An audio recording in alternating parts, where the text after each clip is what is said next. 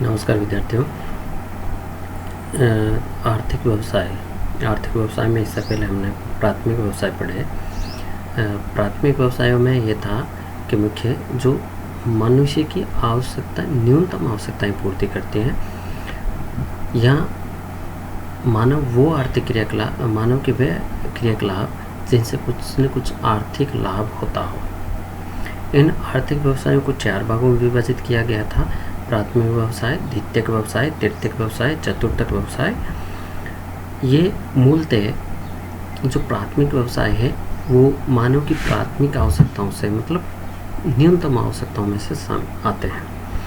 प्राथमिक आवश्यकताओं में मानव सबसे पहले भोजन के लिए जो भी अपने वनोत्पाद है या शिकार का कार्य करता है, रहने के लिए अपना मकान बनाता है, इसके अलावा खनन का कुछ कार्य करता है, पशुपालन का कार्य करता है, कृषि का कार्य करता है। ये सारे के सारे व्यवसाय है वो प्राथमिक व्यवसाय है। मानव प्राथमिक व्यवसाय जैसे मानव की प्राथमिक आवश्यकताएं पूरे होते हैं, तो मानव क्या करता है, प्राथमिक व्यवसायों के साथ साथ कुछ अन्य आर्थिक गतिविधियां करना शुरू कर देता है जिससे अधिक आर्थिक लाभ हो। यहाँ प्राथमिक व्यवसायों में जो उपलब्ध कच्चा माल है उसको विभिन्न न्यूनतम या परंपरागत या आधुनिक तकनीकों के द्वारा उनको उच्च गुणवत्ता के माल में परिवर्तित करके और अधिकतम आर्थिक लाभ प्राप्त कर सकते हैं। तो इस प्रकार वो द्वितीय क्रियाकलाप करना शुरू कर देता है।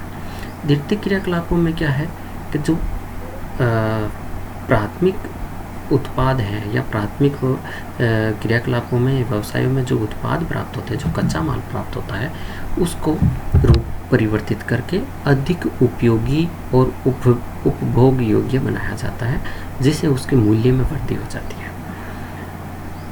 प्राथमिक व्यवसाय के बाद जो द्वितीय क्रियाकलाप है उनको गौण आर्थिक क्रियाएं भी कहा जा सकता है। इसमें सबसे जो ज़्यादा क्रियाकलाप है उसको विनिर्माण है, मतलब उद्योग धंधे। जितने भी उद्योग धंधे हैं वो सारे के सारे द्वितीय क्रियाकलाप के हैं। ये विकसित उद्योग में जिसमें केवल मानव जीवन निर्वाह करता है, वरन समाज का भी योगदान है।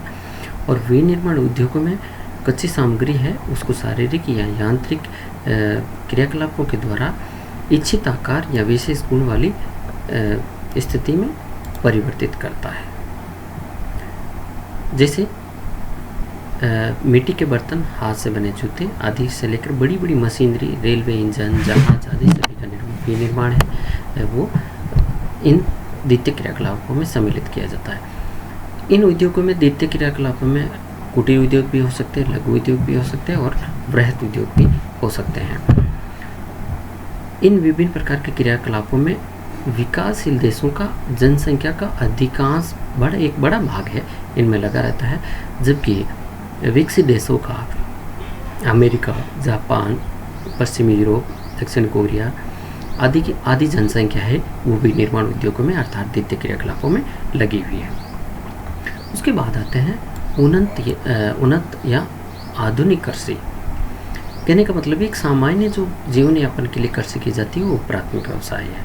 अगर उसी कृषि को कहीं पर कृषि है, विभिन्न आधुनिक संसाधनों द्वारा यांत्रिक कृषि की जाती है और उन्नत बीजों का प्रयोग किया जाता है, रासायनिक खादों का प्रयोग करके की जाती है, तो इस प्रकार की कृषि है वो द्वितीय क्रियाकलाप कहलाती है। जैसे रोपण कृषि, प्लांटेशन एग्रीकल्चर है, बागाती कृषि है, व्यापारिक अनोत्पादक कृषि है या भूमिधि सागरी कृषि है। ये जो भी जितने हैं, कहने का मतलब है ऐसी कृषि जिसका उद्देश्य व्यापारिक हो तो वो द्वितीय क्रियाकलाप में शामिल की जाती है। उसके बाद अगली आती है तृतीय क्रियाकलाप। तृतीय क्रियाकलाप में मतलब है कि प्राथमिक न्यूनतम आवश्यकताओं की पूर्ति, उसके बाद कुछ आर्थिक लाभ के लिए विनिर्माण उद्योग धंधे स्थापित किए। इन उद्योग धंधों में जितने भी प्राथमिक और द्वितीय क्रियाकलापों के द्वारा जो वस्तुएं हैं वो उपभोक्ताओं, व्यापारियों या उद्योगपतियों तक पहुंचाने का जो कार्य किया जाता है, मार्केटिंग का कार्य सीधा सा ये कह सकते हैं, चाहे परिवहन के साधन हो, चाहे संचार के साधन हो, चाहे वितरण हो, चाहे विनिमय हो, सारा का सारा जो काम है विभिन्न प्रकार की व्यापारिक संस्थाओं द्वारा किया जाता है, सरकारी गैर सरकारी या दलालों के द्वारा जो भी सेवाओं का कार्य किया जाता है वो सारा का सारा तृतीयक क्रियाकलापों में सम्मिलित है। जैसे परिवहन एवं संचार, वर्तमान में प्रत्येक देश में प्रत्येक जनसंख्या का एक बहुत बड़ा हिस्सा है इस कार्य में लगा हुआ है।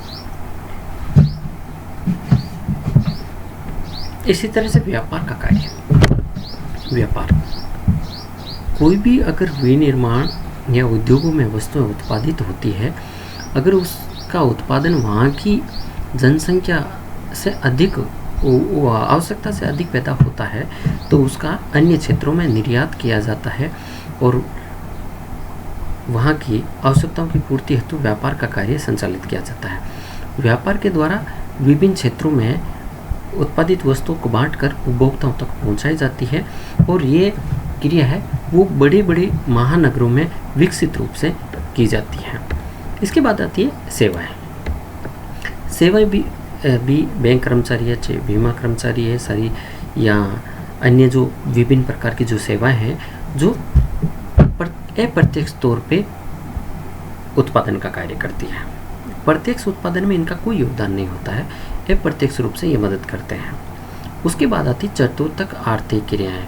प्राथमिक, द्वितीयक और तृतीयक क्रियाकलापों के बाद इन क्रियाकलापों को और अधिक सुदृढ़ बनाने के लिए कहीं पर अगर रिसर्च का कार्य किया जाता है या इन पर मैनेजमेंट का कार्य किया जाता है या इनके कोई ट्रेनिंग का कार्य किया जाता है या इनके शिक्षण का प्रशिक्षण या शिक्षण का कार्य किया जाता है, तो ये जितने भी क्रियाकलाप हैं वो सारे के सारे चतुर्थक क्रियाकलापों में सम्मिलित है।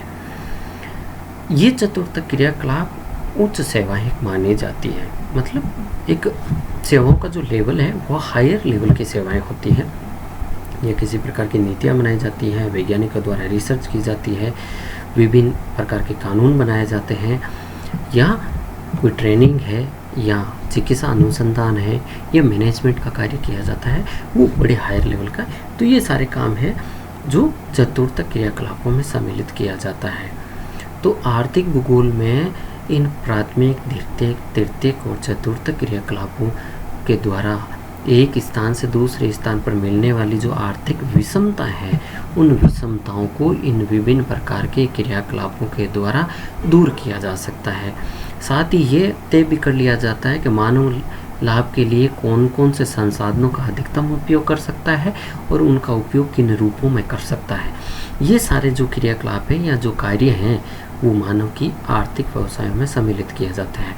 आर्थिक भूगोल का एक मूल उद्देश्य और है कि किसी क्षेत्र विशेष में आर्थिक क्रियाओं के द्वारा जो विभिन्न पारस्परिक अंतर संबंध है वो उस क्षेत्र विशेष के विश्लेषण, उस क्षेत्र विशेष का विश्लेषण और व्याख्या करने में योगदान देता है। कहने का मतलब ये हो सकता है कि विभिन्न क्षेत्र विशेष में या किसी भूदृश्य में या किसी क्षेत्र में विभिन्न प्रकार के जो आर्थिक क्रियाकलापों की जो प्रधानता होती है उसी के आधार पर उस क्षेत्र को पहचान बनती है, उसी के आधार पर उस क्षेत्र विशेष को पहचाना जाता है।